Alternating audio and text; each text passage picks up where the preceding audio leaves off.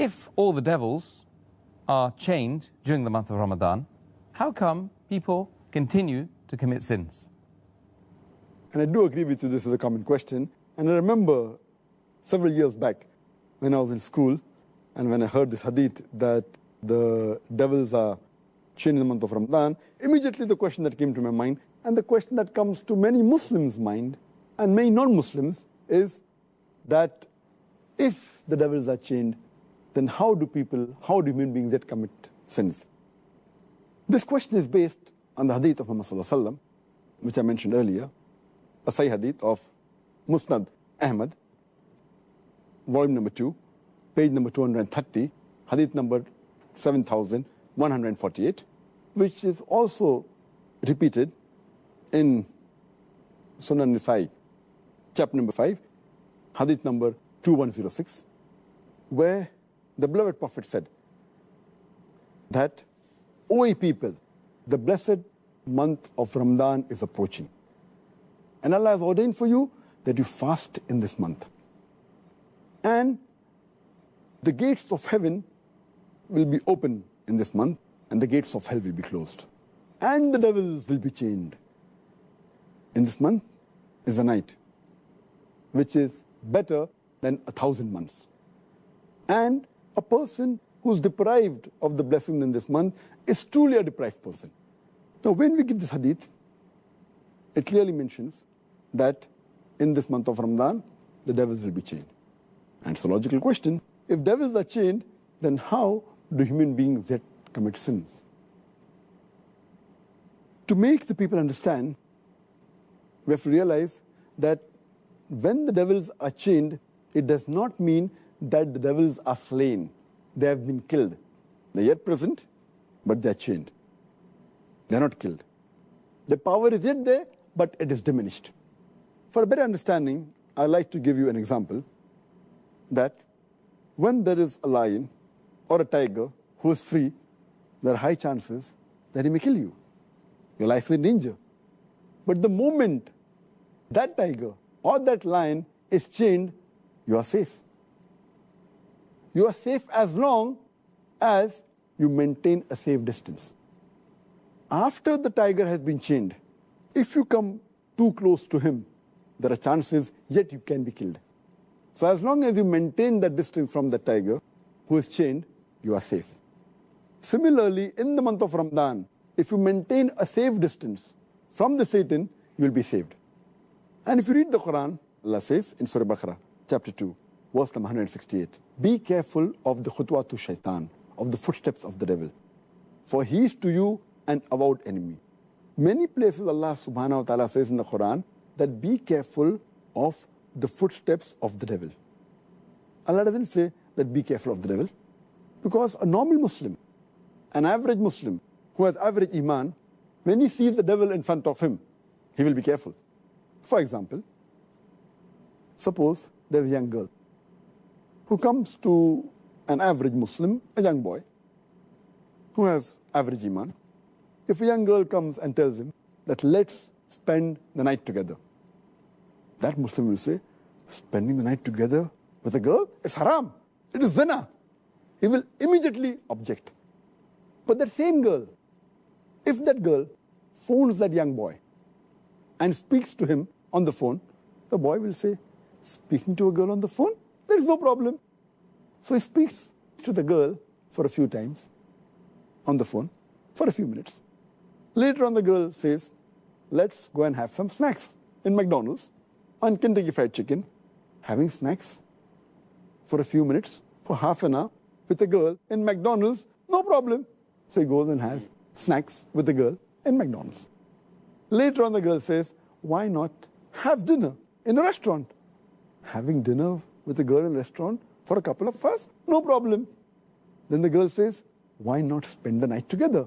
And then the boy says, spending the night together with a girl, no problem. So this is khutwatu shaitan, footsteps of the devil. This is not mentioned in the Quran, this is just my own example. So what Allah warns us is that be careful of the khutwatu shaitan, the footsteps of the devil. If the devil comes directly in front of an average Muslim who has iman, he will abstain. He will run away from it. But the khutwatu shaitan are the things which are dangerous. So, what we have to realize, when the devil is chained, his footsteps are restricted.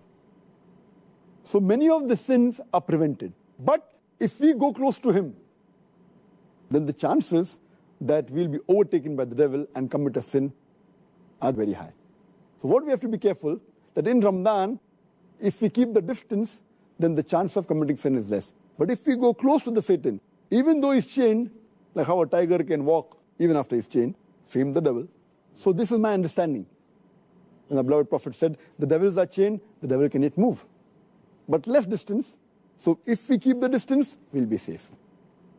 The second reason that I feel is that in the month of Ramadan, though the devils are chained, we fail to realize that the balance 11 months, they are free. And the impact that the devil has on the human beings for these 11 months, it leaves those impact, that impression in the month of Ramadan. To give a better understanding, I always give the example that there are drug peddlers which try and get customers, the youngsters from the colleges, from the universities. So what they do initially, they give the drug free. And they entice the youngsters for having drugs. Later on, after some time, they charge a nominal amount for that drug.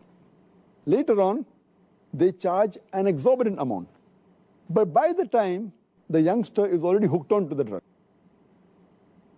So even if the drug dealer is not there, they will try and find where the drug dealer is. They will go out of the way to find him and get the drug.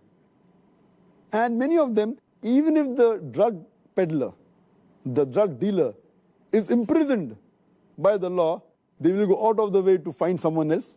They may go in a chemist shop and buy mandrakes, whatever it is. They are so much hooked onto it. So these people who have become addicts to drugs, or rather say, addicted to the Satan, even though the Satan is imprisoned, the effect is yet there. So in this way we understand, as a drug dealer, as a drug peddler, even after he goes, the drug addict gets accustomed to that drug. So we human beings, we are accustomed to the sin.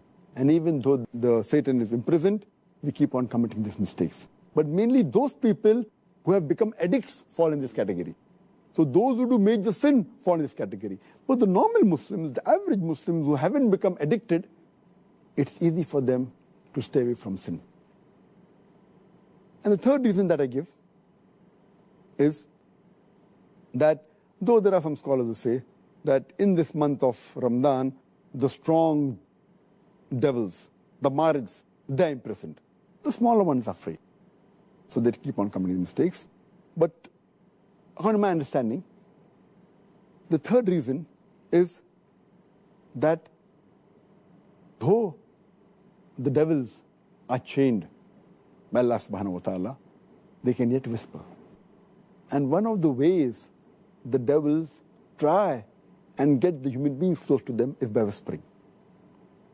And Allah says in the Quran, in Surah Nas, chapter number 114, verse number 1 to 6, قُلْ أَعُوذُ بِرَبِّ النَّاسِ مَلِكِ النَّاسِ إِلَهِ النَّاسِ مِنْ شَرِّ الْوَسْوَاسِ الْخَنَّاسِ الَّذِي يُوَسْوِسُ فِي صُدُورِ النَّاسِ مِنَ الْجِنَّةِ وَالنَّاسِ. They whisper in the hearts of the human beings and they withdraw. Amongst them, the jinn and men. It's talking about the Satanists, talking about the devils, who whisper into the hearts of the human being and they withdraw. And among these devils are the jinn and the human beings. So maybe Allah subhanahu wa ta'ala has imprisoned the devils who are the jinn.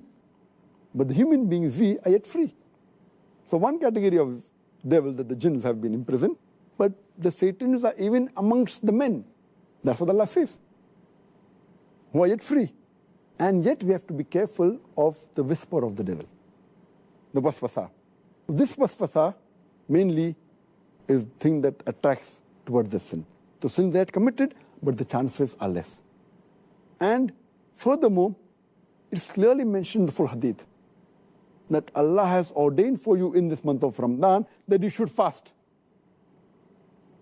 Only if you fast, according to me, will the devils be imprisoned. That's talking about the devils that are going to attract you. So Allah says, if you fast, Allah has ordained for you fasting.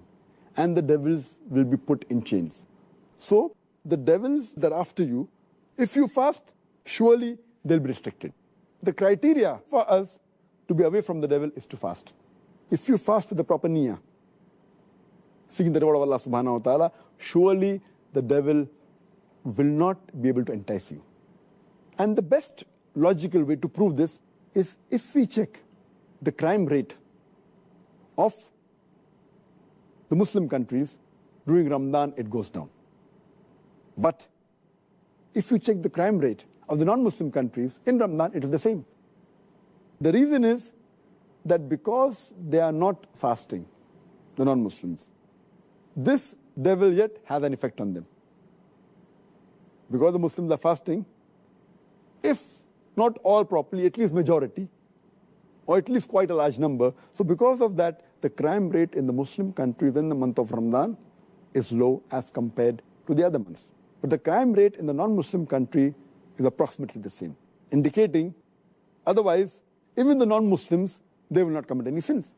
So the criteria is that you have to fast properly for the sake of Allah subhanahu wa ta'ala.